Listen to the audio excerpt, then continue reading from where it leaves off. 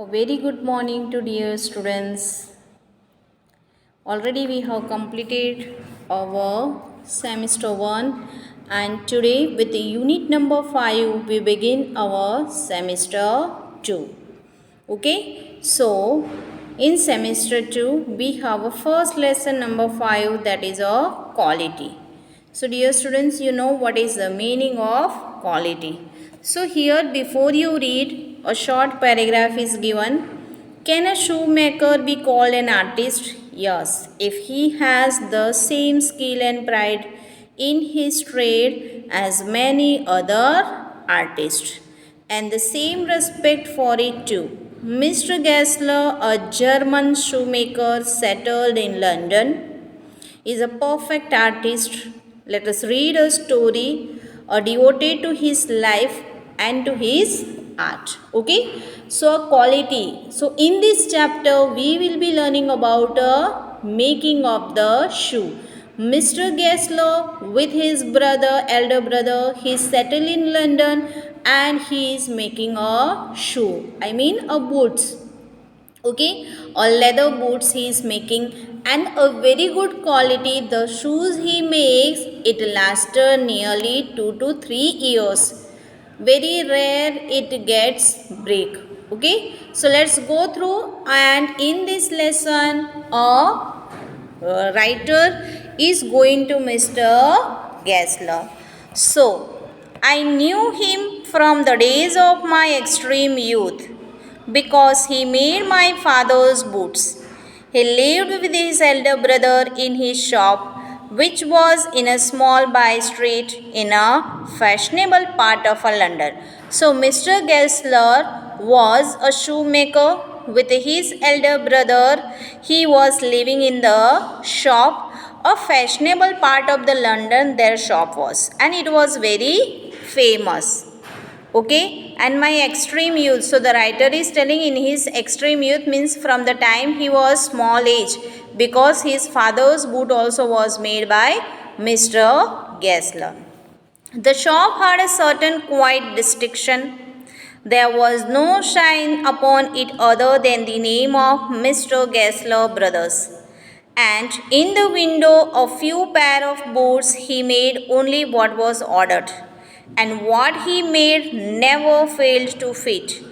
To make boots, such boots as he made, seems to me then and still seems to me mysterious and wonderful. So the writer is telling the boots he made was really mysterious and wonderful to me. It seems to be very wonderful to me because the boots he made, it had never broken. Okay, and the shop name was very easy name, Mr. Gessler's and Brothers. Okay, and in the shop they had only few pair of shoes which they had made only with order.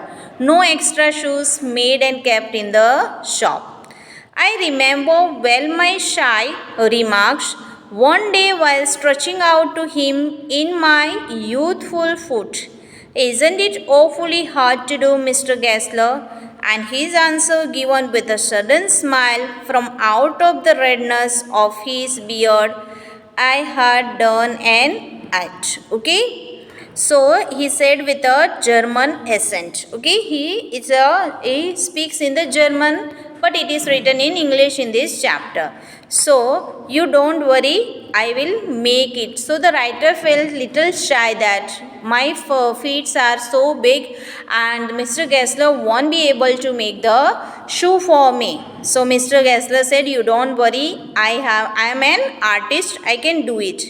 It was not possible to go to him very often. His boots lasted terribly, having something. So, it was not very easy to go to Mr. Gessler. The reason behind was that his boots lasted longer. The way he stitched the boots, the leather they used, it was very good and it was lasting longer.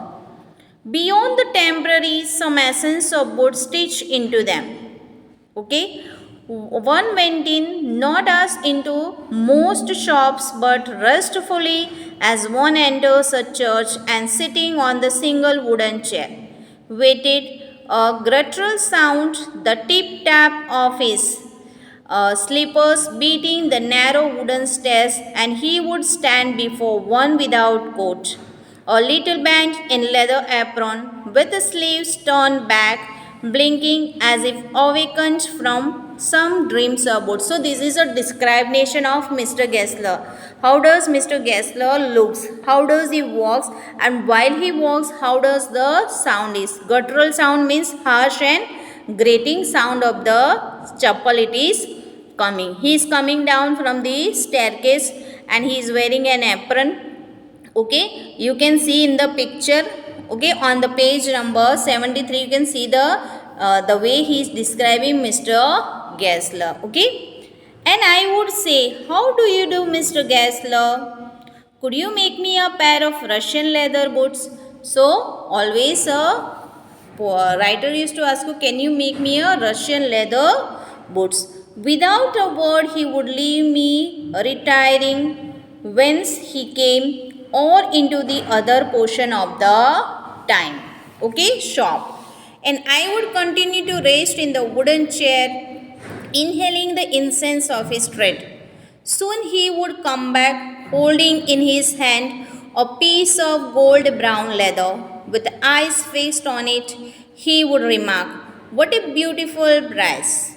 Okay, what a beautiful price. When do you want them? Okay, when do you want them? It is written in the German, but it is we have to pronounce in English. Want them. And I would answer, oh, as soon as you conveniently can. And he would say, tomorrow fortnight. Oh, if he were his elder brother, I will ask my brother. Okay, so the writer is telling that when we enter his shop, it is like a church place, very silent area, no sound, no other people are sitting there. And one day I went and asked him to make the boots, and he said he will make a Russian leather boots. Then he asked, what a beautiful price, means when do you want them? It is a very good boots, and when do you want them? Your choice is very good, Russian leather boot. And he said if his brother is there and he is not able to make, he'll say that I'll ask my brother and I shall make a shoes for you. Then I would murmur, thank you. Good morning, Mr. Gessler, good morning, he would reply, still looking at the leather in his hand. And as I moved to the door, I would hear the tip-tap of his slippers going up the stairs to his dream of boots. So on the upstairs, they were making the shoes, and after leaving the writer, the Mr. Gessler used to leave the room. Okay, and again the tip tap sound of his slipper is coming. Even Mr. Gessler is a very silent person. He never used to speak a word much. Okay, and he never used to speak to the customers, those who come to them. He is a very silent fellow, and if he is not able to make according to his time, then he shall say that he shall ask to his brother.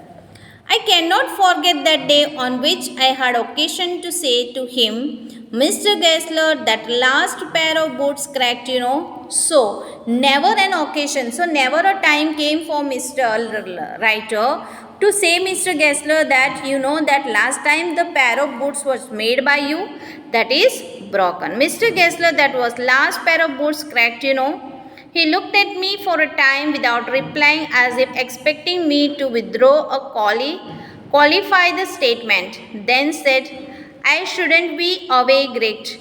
I did it. I'm afraid. You got them wet before they found themselves. I don't think so.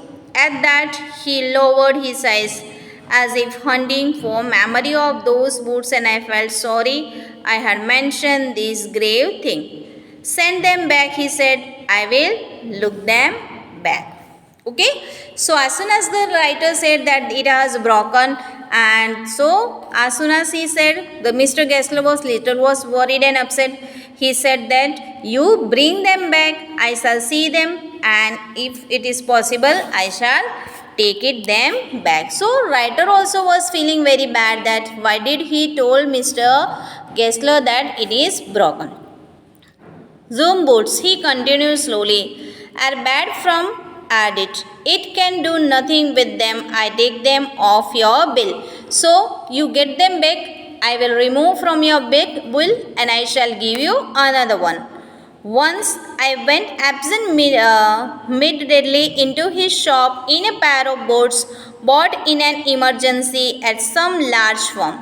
He took my order without showing me any leather, and I could feel his eyes pretending the inferior covering of my boot. At last he said, "Those are not my boots." So once inferior, achanak, in Gujarati if we say, in one day, without any reason, the writer went to the shop of Mr. Gessler, and Mr. Gessler, without telling him, without showing him leather, he took the order of Mr. Writer's order was taken by Mr. Gessler. So, at last, when the writer was leaving, the Mr. Gessler asked, "These are not boots that is made by me." Okay, he was little feeling bad. As soon as he saw that writer is there, his eyes was fixed only on his shoes. The tone was not one of anger, nor of sorrow. So the way he was speaking, he was not angry, not even he was very feeling bad, not even of contempt, but there was in it something quiet that froze the blood. He put his hand down and pressed a finger on the place where he left boot was not quite comfortable. So he said, "Don't worry, this was an urgency. I bought these shoes, but it is not very comfortable, so I had to come to you to buy it. I heard you there. Those big firms have no self-respect." And then, as if something had given away within him, he spoke long and bitterly. It was the only time I have ever heard him discuss the conditions and hardships of his trade. So, this was the first time that the writer was hearing from Mr. Gessler what are the hardships they are having in their life to make a shoes, because customers were hardly coming to them, because nowadays, dear children, you know that the people are through advertise, they do lot of things, no, they advertise. If the new shop has been opened, new mall has been opened, people give advertise, but the poor people, those who don't give advertise, their shops are closed. So same thing, we'll go to the further on the page number 75, and we can see that how the shop is closed down by Mr. Gessler after the death of his brother. So today we will be doing this much in this lesson. So I shall send you the words meaning that you have to write down in your notebook with a good and beautiful handwriting. Have a good day and thank you to all.